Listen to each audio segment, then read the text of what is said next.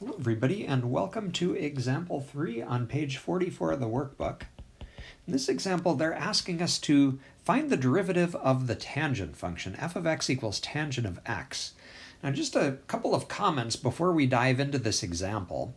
The point of this example is to come up with a formula for the derivative of tangent that we can use later on in the course. Okay, and just to warn you, this is going to get a little bit heavy into trig. I'm going to be reminding you of some trig identities, and I don't want you to be concerned about this. If you don't remember these identities, that is totally okay.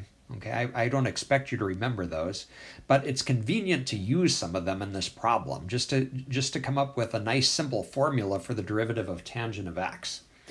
Okay, so with that in mind, how might we approach this? Well, the tangent of x breaks down into can be written in terms of the sine and the cosine function. That's where we're going to start. So note that our function tangent of x is really equal to sine of x over cosine of x. If you've taken trig recently, you might even remember that identity.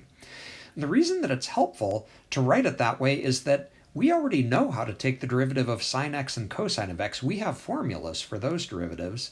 And now that we have the quotient rule, we can use the quotient rule to find a derivative for tangent of x. Okay? So if we put all that together, then the derivative of tangent is the same as taking the derivative of sine of x over cosine of x. And that's a quotient of f of x over g of x. So here's our chance to use that quotient rule jingle.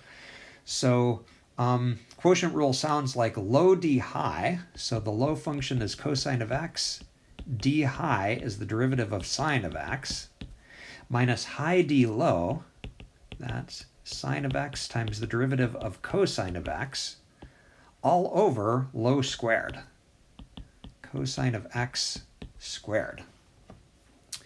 Okay, and now we want to see if we can finish this. So notice that to finish this, there are a couple of derivatives that we still have to take. Okay, we need to take the derivative of sine of x and the derivative of cosine of x to finish this. All right, and the other pieces we'll just rewrite. So cosine of x, nothing to do but rewrite that. What is the derivative of sine of x? Well, you can look back at our formulas in the last section and see that that's cosine of x. Okay, minus sine of x. And then what about the derivative of cosine of x? Well, that's negative sine of x. Okay, over the denominator, which is cosine of x squared, we can also write that as cosine squared of x. That's just a special notation for squaring the cosine function. Okay, now let's do a little simplifying here. Notice in the top we've got cosine of x times cosine of x, so we can rewrite that as cosine squared of x. And then notice that we've got a couple of minus signs that we can put together. So that becomes a plus sine squared of x over cosine squared of x. Okay, and what we've just written, this would actually qualify as a final answer. Okay, but we'd like to simplify it if we can. Could we make this look nicer? Okay, and so I'm curious if this might ring a bell, what we're looking at in the numerator, cosine squared x plus sine squared of x. There's a very important trig identity that says cosine squared x plus sine squared x is equal to 1. And so that whole numerator really collapses down to 1. So we actually can rewrite that as 1 over cosine squared of x.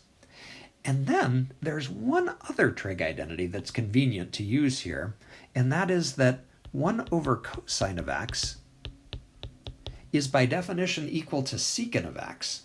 And if we make that observation, we can do even better here and write 1 over cosine squared of x as simply secant squared of x. Okay, and so that last thing I'm going to take as my final answer because it's a nice simplified version of what we started with up here a couple of lines above. Okay, so in a nutshell, here's what we've done. We have just found a derivative for the tangent function.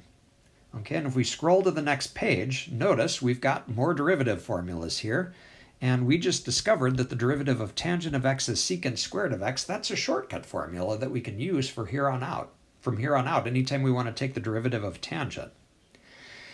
Okay, and the last three formulas that you see here, we could actually go through a similar derivation. We could use the quotient rule to come up with any of these. Okay, I'm going to go ahead and just show you what they are, though. Okay, the derivative of secant of x turns out to be secant of x tangent of x. Okay, let me see if I can write that a little bit neater. The derivative of cotangent of x is negative cosecant squared of x.